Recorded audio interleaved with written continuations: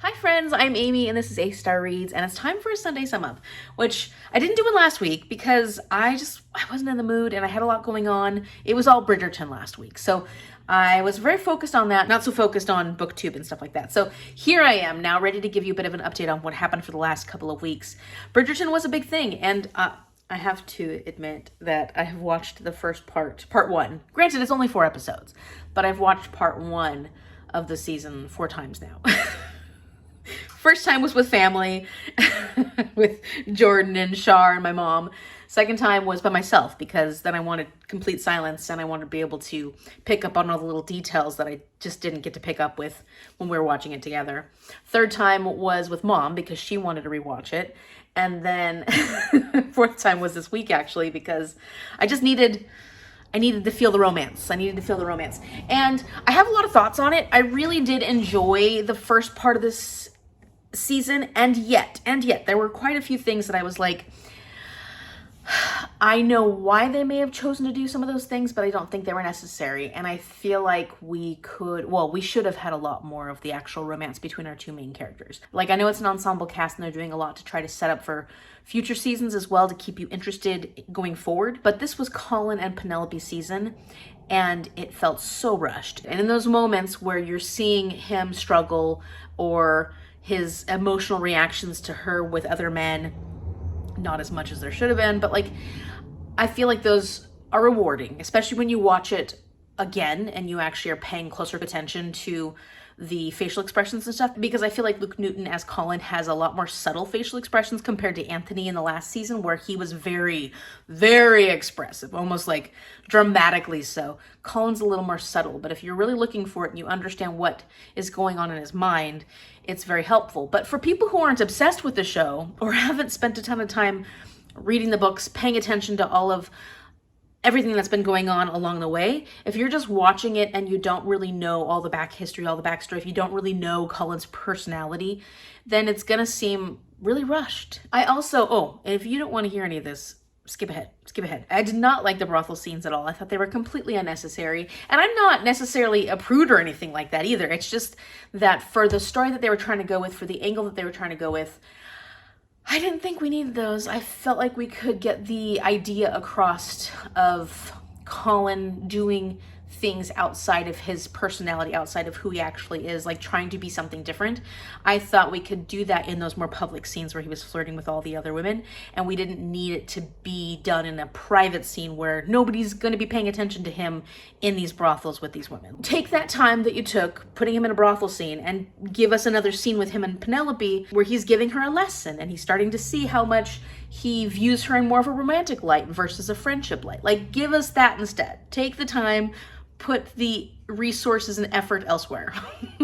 And then, well, before I get to the big one, the one that really bothered me, I'll tell you, I really wish that Lady Danbury and Penelope had more of a relationship. And maybe that's coming in part 2, but it was a really big part of the book, and it was an aspect of the book that I loved.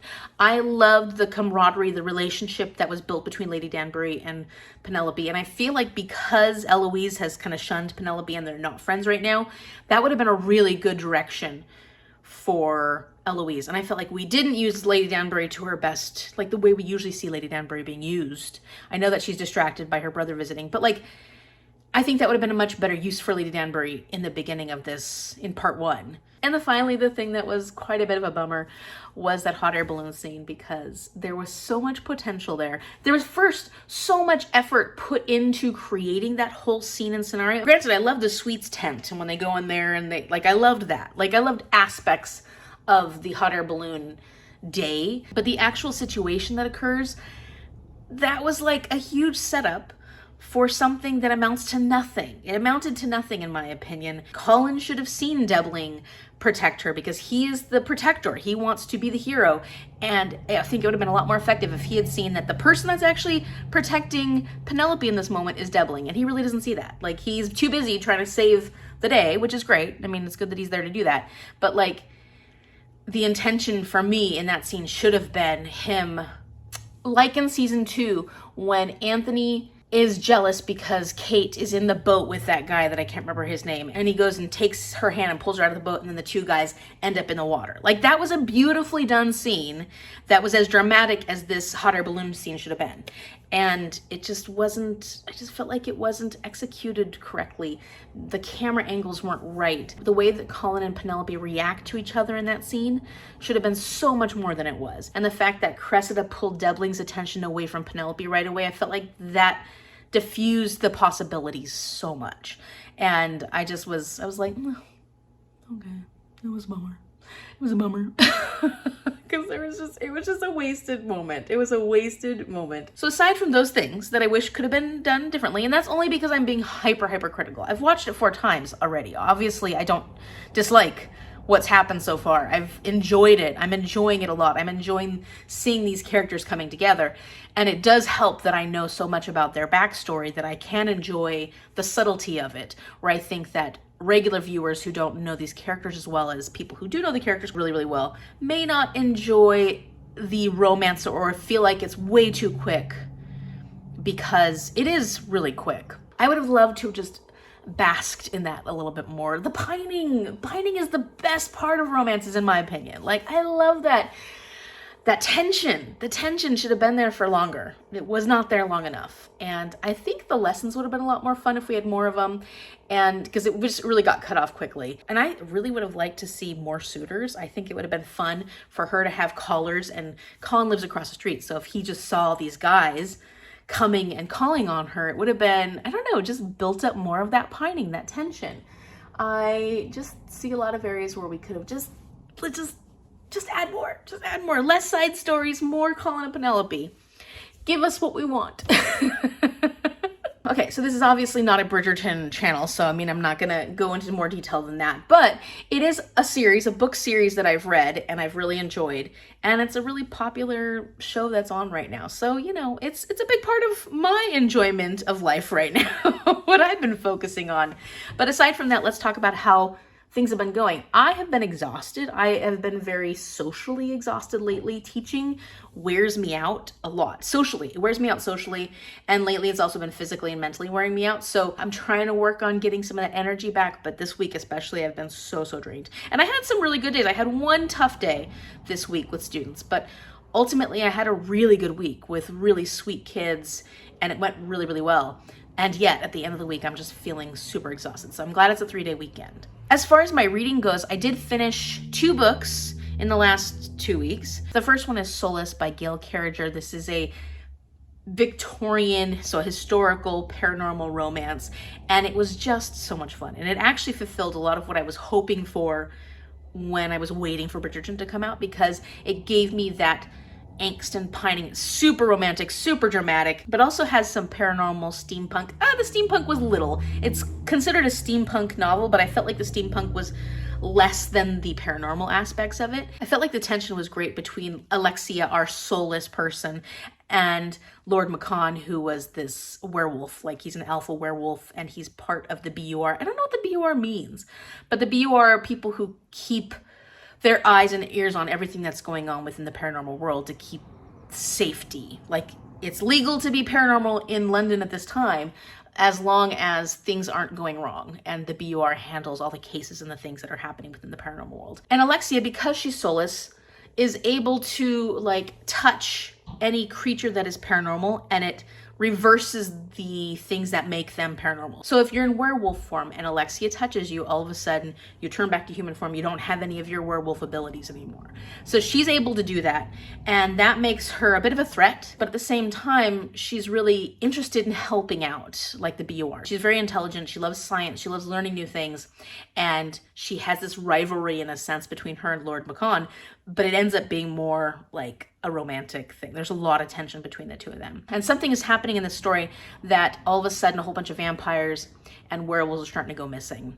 And the BUR is trying to figure things out, and she gets embroiled in this because she gets kidnapped at some point for some reasons, and she ends up being part of this and therefore having to interact with Lord Macon a lot more than he would like, she would like. And yeah, they certainly do like to be in each other's company, The audiobook is fantastic. I will put the audiobook narrator up here because I can't remember the name right now. I can't wait to continue on with the series because even though it ended really well here, I can see that this will just be a fun, like, bingeable kind of series where you're getting these interesting new cases. Hopefully we'll continue to have the fun banter between these characters. Something came in the mail for me.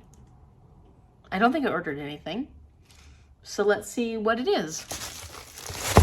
Okay, let's see if there's any tags. It's definitely a book. Nothing. Did I order something? No papers? Ooh. I've never even heard. Oh, that's right. That's right. Okay. This is a gift from my wonderful friend Teresa. The Silver Curse by Anna Orr, heir to the throne, Rasp Stoneclaw, and it turns out he's born cursed. So he is meant to bring the destruction of the world. Well, he runs away because he doesn't want to be the person who brings destruction on the world. And he's exiled because of his brother. Well, there's this protector of the realm, Aurelia, who is trying to find Rasp and reestablish him in the throne. I don't know what's going on, why they're so keen to get him. He is the heir to the throne, but maybe his brother's not doing a good job. Well, he doesn't have any intention of going back. And so she's going to have to deal with the fact that he's going to make things hard on her, but apparently she has some tricks up her sleeve, some things that are unique about her that maybe will help her along that he doesn't know about. So I think this sounds really fun. I love the colors on this. And it was really wonderful of Teresa to be supporting her friend, Anna Orr, but then also to send me this lovely copy of this book. So I can't wait to get into this, and I'm hoping that at some point soon, within this year, because we know how bad I am at getting to the books I get, I'm hoping that I'll be able to get to this sooner rather than later because I would love to find out what this is all about. And it's just such a pretty book. I don't know if this is just a fantasy or if it's a fantasy romance between Rasp and Aurelia, but I really love fantasy in general. So I guess this is the first in the series. I don't know how long it's meant to be, but I'll look up more information on it when I get a chance to. Thank you so much, Teresa. I'm very, very excited about this. The next book I'm going to talk about is The Guest List by Lucy Foley. I was like in a mood. I've been doing a lot of mood reading lately, just picking up what I feel like reading. Like if I don't feel like reading something, I'm putting it down and picking something else up. And I just was drawn to The Guest List by Lucy Foley. Just needed something that would be quick. And it was. I read this like in a day. Yeah, I did read this in a day. And something that would be completely different from the other things that I was reading. And this works for the Whodunit Readathon. I haven't been doing very good with that readathon this month. I was so excited to do it, and yet I also knew that I was going to struggle because this month was not a month that I haven't been focused lately on the challenges that I've been setting for myself. If you want to see why I picked this book for Colonel Mustard, the Lead Pipe, and the Conservatory, I'm going to link that TBR up here so you can find out what my reasonings were for the guest list. This is also a 5-star prediction. I didn't give it 5 stars, but I did give it a 4.5 stars. This was really good. I really, really enjoyed this. And thriller mysteries aren't always my favorite reads. I enjoy them. I like to pick up something a little different. I don't know, say I'm kind of picky about it, but I think that there have been quite a few that haven't worked for me. And this one really did. Lucy Foley's writing was a lot of fun. It was interesting. The characters were icky in a lot of ways, but I enjoyed it. Like there were quite a few characters in here that were just so misogynistic, they were dude bros. Like they were gross. And there were some sort of, I don't want to say stereotypical for a murder mystery, but they were big personalities, let's put it that way. And I still enjoyed these characters because I enjoyed finding out or discovering ways in which they contributed to this overall story. I didn't intentionally try and guess what was going to happen in this. I didn't intentionally set out to be like, I'm going to figure it out. But my brain starts working through this puzzle whenever I kind of read these books. I'm trying to figure things out, trying to notice all the clues, trying to decide what information is useful and valuable for the story. And I did end up figuring, I think, all the twists and turns out. And yet that didn't change my enjoyment of the story. I don't necessarily hate when I figure things out because I think sometimes people go, oh, it's too predictable, I figured it out. But like I said, my brain just automatically does that. So I can't even really just sit here and just enjoy it for what it is and not think about what the mystery is. So we've got quite a few different perspectives in this story. And there is a time jump element because one perspective is just us learning about what is happening in the present time of the wedding. But then all the other chapters in between are leading up to this big event that happens at the wedding. And we've got a perspective of the bride, whose name is Jules. We've got the perspective of Hannah, and Hannah is the plus one or wife of Charlie, and Charlie is the best man slash best friend to Jules. So Jules has this best friend named Charlie, and they have a complicated past. They've been best friends since they were young. And Hannah, his plus one, is going through some stuff that we know she's going through something at the beginning of this, but we don't know what it is. And she's always been a little suspicious of Charlie's and Jules' relationship, but she's also, not wanted to deny them their friendship. Then we've got Aoife's perspective, and Aoife's sort of this outside looking in perspective. She is the owner of the hotel slash place that they're going to have the wedding on this little island. So from her perspective, we're seeing what's happening with all these guests within this event. Jules is marrying this guy named Will, who's this mid-range famous reality movie star. And he's on this survival show where he gets dropped off in a random location with hardly anything, and he has to figure out a way to find his way back to wherever safety is, I guess. Jules is a very powerful, strong personality because she has created her own digital magazine from ground up. And so they're kind of this power couple that's coming together to get married. And then on Will's side, we have the perspective from Jono. And Jono is Will's best friend, best man. And they have a long history together because they went to the same boarding school. There's Jono, Will, and a whole bunch of these guys, these dude bros that are at this wedding, and they all are very childish, and they party really hard. They have a lot of crazy stories. They like to get into trouble, and you're following this misogynistic perspective. Not Jono necessarily, although he is definitely misogynistic, but this group of guys. And they just seem careless and reckless and okay, they're gonna ruin everything. The final perspective we get in this is Olivia, and Olivia is the bridesmaid, the younger sister of Jules. And so we're finding out things from her perspective, and she has dealt with a lot of stuff too. So a lot of our characters in this have had situations in the past that cause drama, cause them to have strained relationships between each other. And the drama just carries from there because they're all stuck on this island in Ireland for this wedding when a giant storm is about to hit. And that's all I'm going to say about it. But it was a lot of fun. I felt like the pacing was fantastic. Lucy Foley's writing was very bingeable. This was very easy to get into. And like I said, I read it in a day. So I had a hard time putting it down. I was just ready to... It's like watching a movie, actually. I was just kind of ready to do the whole thing. I enjoyed the direction it went in. I enjoyed all the twists and turns despite figuring them out. And I highly recommend this if you're looking for a fun, thrilling murder mystery. So it is time to do a little bit of updating on my series tracker. I'm sure that I'm not going to complete anything extraordinary, but maybe I'll have made a little bit of progress. I definitely have added some books, some series to this. Okay, so the first one, I wrote The War of Lost Hearts, but I didn't actually, at the time, I don't think I had completed Daughter of No Worlds. So I have since completed that, so I'm going to count that one as done. Then I read Now We Are Six, which is the fourth book in the Winnie the Pooh series, and I think I actually want to read that one. So I'm going to put that down for now. I can always DNF any of these series later on. Let me see how many books are in that series. But I read the fourth book, which is a book of poetry. Let's see. Winnie the Pooh, silly willy-nilly all stuffed with fluffies. Okay, there's 1, 2, 3, 4, 5, 6 books. Wow. 1, 2, 3, 4, 5, 6. I imagine you don't need to go in order with these. I did read the book of poetry. Shadow of the Fox, definitely a series I want to read. Did I put that on here at all? I didn't put that. When's the last time I actually updated this thing? Okay, another series. Shadow of the Fox, that's the name of the series, as well as the first book. And how many books are in that series right now? I think it's a completed series. 1, 2, 3. So just 3 books. I have completed the first book. Then I've got the I Hate Fairyland graphic novel series, volume 1. I don't think I'm going to continue that series. I read the first book. It was okay. Wasn't the most exciting graphic novel series for me. So I think I'm just going to skip that one, not add it. Then I finished Jade War, which is the second book in the Greenbone saga. I'm currently working on Jade Legacy, but I haven't made a lot of progress on that recently. Then we go back to the Bridgertons. I finished Romancing Mr. Bridgerton, which is the Colin Penelope story. So that's book number 4. Then I read from the Spoiler Alert series.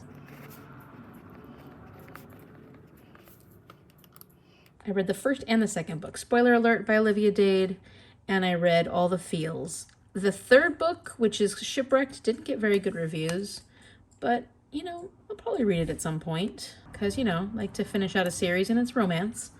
So, then I finished book 5 of Bridgerton, which was To Sir Philip with Love, which is the Eloise story. I finished, for the Lady Hardcastle series, I read Christmas at the Grange. It's the 3.5 book, so it's this one right here. And that was a cute little book. And then I finished the first book in the Parasol Protectorate, which is Soulless. How many books are in that one? I did read Soulless. Look at my bubbles a bit big there. Oh, there's even some 0.5, 0.75, so there's 0.5, 0.75 book. 1, 2, 3, 4, 5. 5 books. 2, 3, 4, 5. And I definitely will be continuing on in that series because I've had a lot of fun with the first one, with Soulless. I think that's it right now. Okay, so I've got 104 series in here total. I've read 21, so that means I have 83 ongoing series that I, at this point, am planning on continuing on with. So I haven't DNF'd or finished 83 series, and I just keep adding more, you know? I just keep adding more. But that's not abnormal for me. And so at least I, you know, read some, you know, I made progress in Bridgerton's quite a bit. Greenbone Saga, I only have one more until I finish that, and I've already started that book, so I will definitely be finishing it before the end of June. So yeah, things are great. And spoiler alert, I started a new series, but I'm over halfway. Okay, so that's pretty much what happened this week. I did start reading some other books. First, I started reading The Turn of the Screw by Henry James, and this is the audiobook that I picked up because it was for Tales from Two Trails. It's the group book. I'm not going to get it done in time. Today's the 25th, actually. It's Saturday, and it's supposed to be done by the end of the day for the horror prompt and the group book. I will get the horror prompt done, I think. And that's because I'm currently reading Tender is the Flesh by Augustina Bazterrica. I am almost halfway. This is a very quick read, but this is also one of my 45 before 40, so I'm trying to vlog my thoughts about it. And it's very disturbing. It's definitely a horror, so it's gonna work for the horror prompt for Tales from Two Trails. Just didn't end up getting to the group book because, I don't know, I started listening to it in the car. I don't think that The Turn of the Screw is a book that I want to listen to as an audiobook. I'm not hating the audiobook. It's really well done. It's just because it's a slower paced gothic novel that I may not end up loving, and that's okay because this one's very, very slow paced. It's all about the vibes of the buildup of what the characters are talking about. Because of that, I just think it would be more effective as a physical read. So if I'm going to read The Turn of the Screw at some point, I want it to be physically. And so I don't know what audiobook I'm going to pick up next. I got to think about that. I may just go back and do another Lady Hardcastle because I love those audiobooks. I think I'm ready to go back for now. So yeah, Tender is the Flesh. I'm currently on page 82. I will get this one done by the end of the day. And then I'll have finished all 3 books for Tales from Two Trails. One of the prompts for Tales from Two Trails was 5-star prediction, and I knew I wouldn't get Jade Legacy done in time, so I ended up just picking up this one for that. And I gave my review for it, and that it wasn't quite a 5-star, but it was close, and that is part of the challenge. The challenge is to then review the book that you thought would be 5 stars. Finally, if you've seen my latest Game of Bookish Life, you'll know that, well, go watch it if you don't know what happened, but I ended up getting The Outsiders by SE Hinton, and I've started working on that one. I'm currently 34 pages in. This one won't take very long, and I'm really enjoying it so far. The writing is very simple and easy to get into, but it's also very effective, and already starting to enjoy these characters quite a bit. So I can't wait to continue on with this, but I really do need to get this one done today. So once this is done, I'll keep working on this one, and we'll see what happens next week. Next week, oh, it's a 3-day weekend, so hopefully I'll be able to get some reading done over this weekend. I would like to work on my final Book Love is Blind vlog so I can get that out to you. And then, I don't know, I don't have any big plans this weekend. I just really need to recoup. It's funny because I'm an extroverted person, and yet I'm finding that my social battery is just so drawn out right now. And I'm wondering if other teachers who are also extroverted, I'm curious, is this a temporary thing? Because I'm just now, you know, getting into the groove of being with 18 to 30 kids every single day, including other teachers and people. So when I get home from work, I feel so socially burnt out that it like eats into the other parts of my life where I'm really having a hard time wanting to be social in any way, even on the weekends. Does that change all of my extroverted teachers? Will it get better? Because I'm just feeling kind of frustrated that I don't want to say I'm avoiding social interactions, but I kind of am. Once I'm out of school, once the work day is done, I'm like, I don't want to talk to people. I don't want that to be that way. I want to be able to enjoy my friendships and enjoy social interactions again. And not that I'm not enjoying those moments. I'm just not seeking them out at all. In fact, I'm avoiding them because I just feel so exhausted.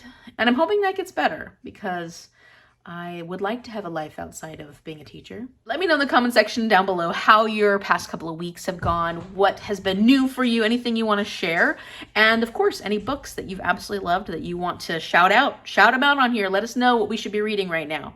If you like this video, give it a big thumbs up and subscribe so you can see what happens next week. What's going to happen? What am I going to get to? I will get these books done, but then what am I going to pick up next? When am I going to get back to Jade Legacy? I need to get back to that. Thank you so much for watching, and I will see you later. Bye.